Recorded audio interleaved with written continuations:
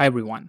In this video, we will be talking about how to graph linear equations. So I would be covering what is the best way to graph and what is the easiest way to graph straight lines. So let's say I give you an equation like this, y equals negative 2 over 3x plus 5.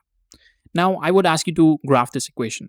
How would you do that? First of all, if you look at this particular equation, you can see that this equation is in this form, y equals mx plus b.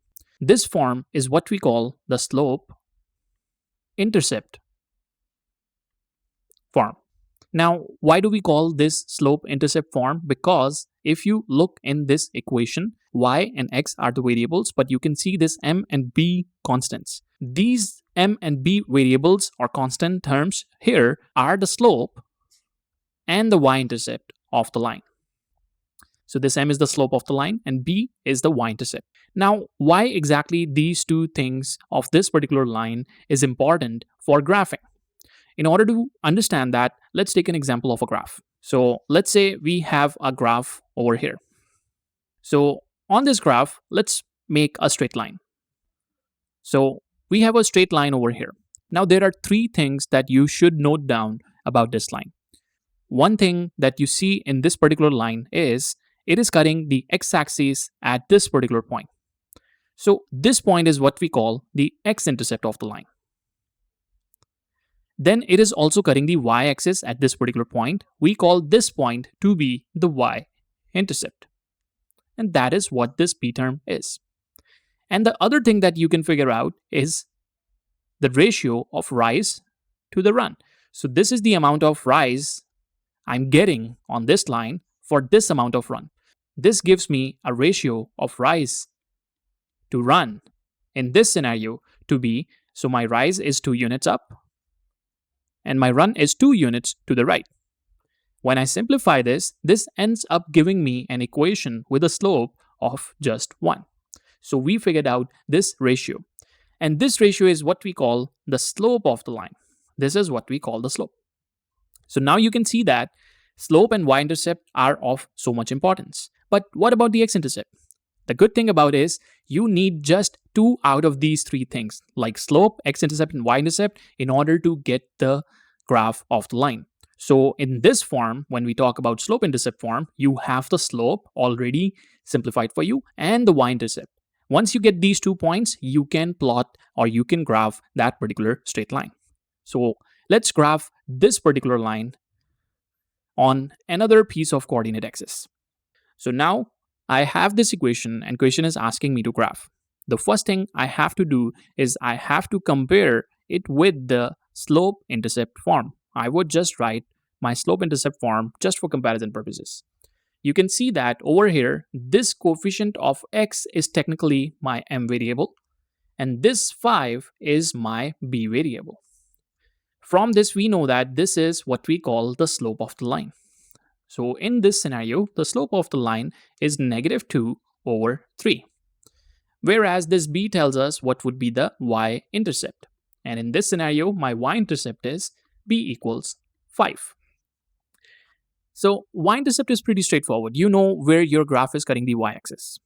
But let's understand the slope. This slope, you can write it as, since we know slope is simply the ratio of rise to the amount of run. In this scenario, what is happening? This negative 2 over 3 can be written as this negative can go with the numerator or it can go with the denominator. What I mean to say is, if it is with the numerator, that means my numerator, I will be going 2 units down for every 3 units right. That means my right direction would be positive and left direction would be negative. Up direction would be positive and down direction would be negative. So if I take my numerator to be negative, and numerator corresponds to the vertical movement and denominator corresponds to the horizontal movement. If it is positive, then it is right. But vertical, if it is positive, it is up. Since in this scenario, this tells us that let's say I'm starting from this point. This tells me that I have to move 1, 2, 3 units to the right, and then I have to move 1 and 2 units down. Then I will get another point. So if this was my starting point, then I can get to another point using the slope. If I want more points, I can get more points just like that. So I would have to move 1, 2, and 3 units to the right, and then I can move 1 and 2 units down. I can get another point.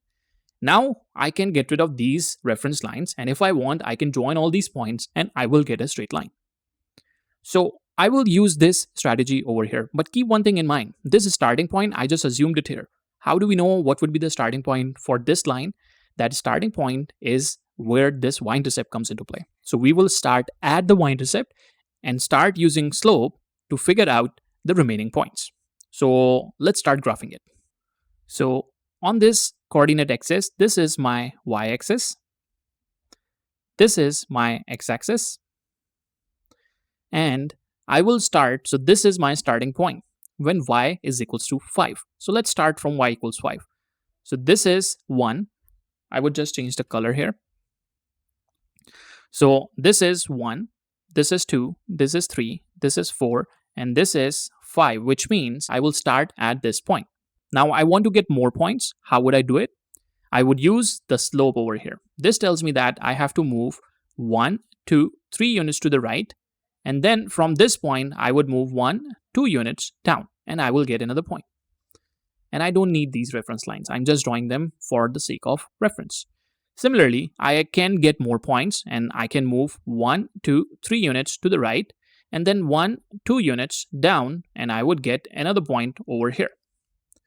If I want to go backwards, I would have to switch this sign to the denominator, because if I want to go left, then my numerator would become positive. So that means if I want to plot a point on the left side of my starting point, then I would go 3 units. So I would start from here 1, 2, 3 units to the left, and then 1, 2 units up. So that means one of the point would be here.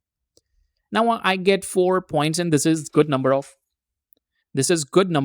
points, so we can make a straight line. Let's join all these points and we will get a straight line. So I will start from here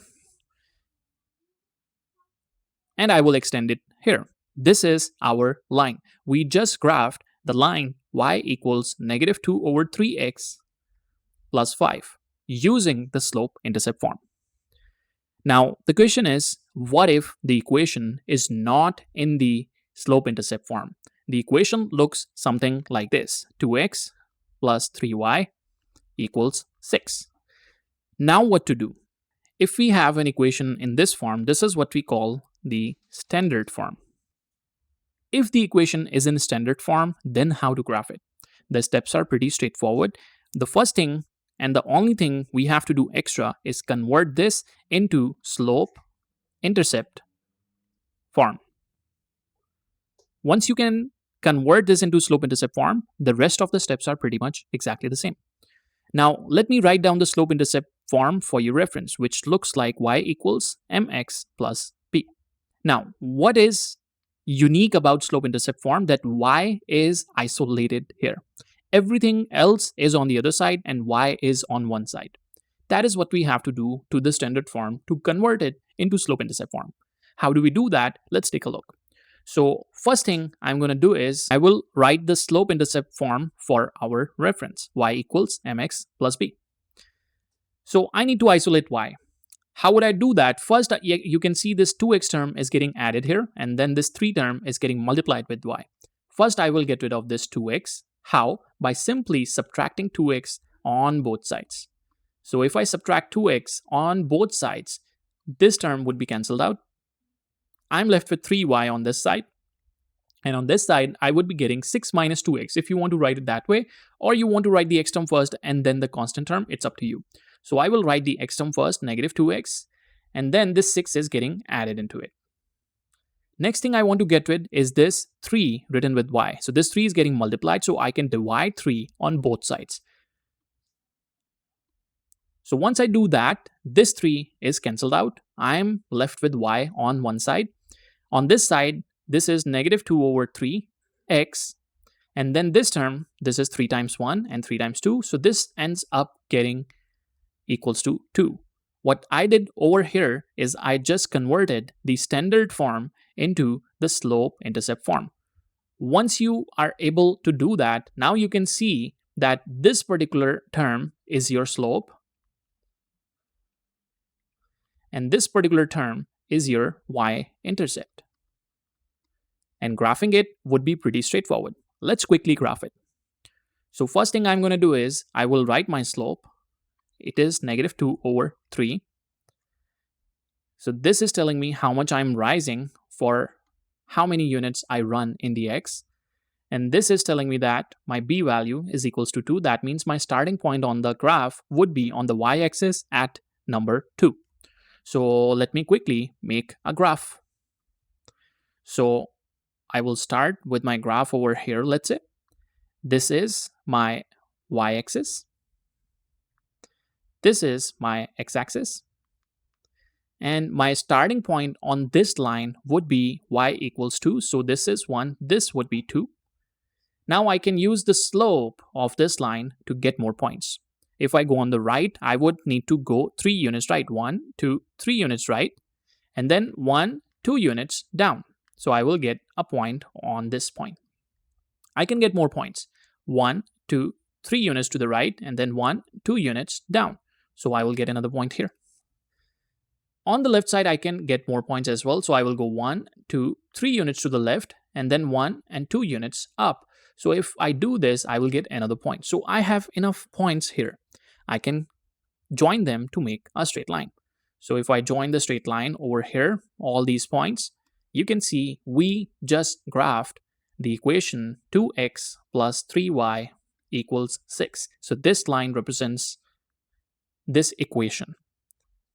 I hope this makes sense to you. If you have any questions, please write down in the comments below, and I will see you in the next video.